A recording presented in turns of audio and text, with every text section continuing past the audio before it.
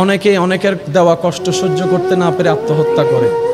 মনে রাখবেন, জীবনটা আপনাকে আল্লাহ দিয়েছেন, এটা আমানত। আপনার শরীরে যা কিছু আছে সব আল্লাহর দেওয়া আমানত। আপনি আমি কেউ মালিক নই। সুবহানাল্লাহ বলেন না। মোবাইলের মালিক আমি, চাইলে ভেঙে ফেলতে পারবো, কিন্তু হাতের মালিক আপনি আমি নন। সেজন্য কেউ হাত কাটলে কবিরা গুনাহ, শরীরকে আঘাত দিলে কবিরা গুনাহ। রব বলে যে এগুলো আমি তোমাকে ব্যবহার করতে দিয়েছি, তুমি মালিক তো হও নাই। সুতরাং তোমাকে দেওয়া জানটা আমি রবের দান, সেটাকে আত্মহত্যা করার অধিকার কারো নেই।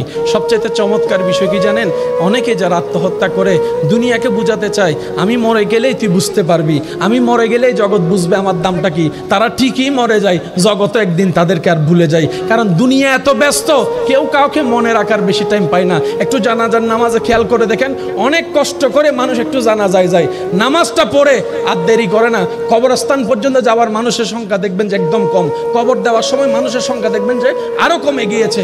মানুষের ব্যস্ততা এমন, আজকে যেরকম আপনার আমার অন্য কারোর জন্য টাইম নেই, একদিন ওদের হবে, আমাদের জন্য কারো টাইম থাকবে না। সেজন্য মনে রাখবেন, পৃথিবীর যতই আপন হোক, যতই কাছের হোক, যতই রক্তের হোক, যতই ভালোবাসার হোক, কেউ কারো আপন না, কেউ কারো আপন না। দিন শেষে বাস্তবতা মেনে নেওয়াটাই বুদ্ধিমানের কাজ। কথা বলেন ঠিক কিনা? সময় আসলে আপনরাও চোখ উল্টাইতে 2 মিনিট করে না। এমনও বাস্তবতা দেখা যায়, যাকে এক সময় আপনি খাওয়াইছেন সেই আপনার পাত থেকে ভাতের পাত কেড়ে নিয়ে যাবে।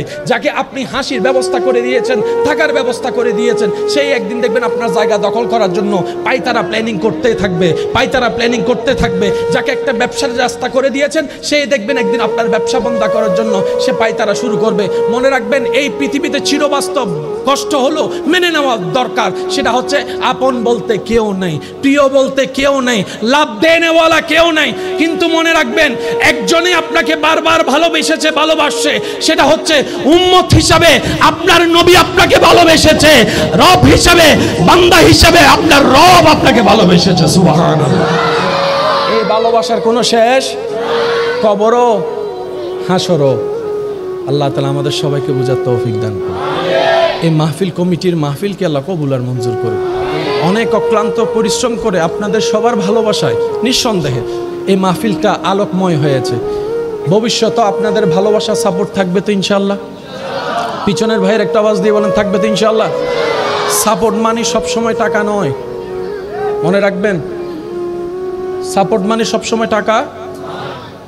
আপনার এলাকার ভাইয়েরা কাজ করছে, আপনি রাস্তা দিয়ে হেঁটে যাচ্ছেন, দূর থেকে বললেন ভাই সব ঠিক আছে, এটাও সহযোগিতা। সুবহানাল্লাহ বলেন। চেয়ার 5টা দরকার, 4টা এসেছে, আরেকটা আনতে লাগবে 20 মিনিট। আপনি বলবেন মাহফিলটা কি একা তোদের? মাহফিলটা তো আমারও, আমার ঘর থেকে চেয়ার একটা নিয়ে আইন, এটাও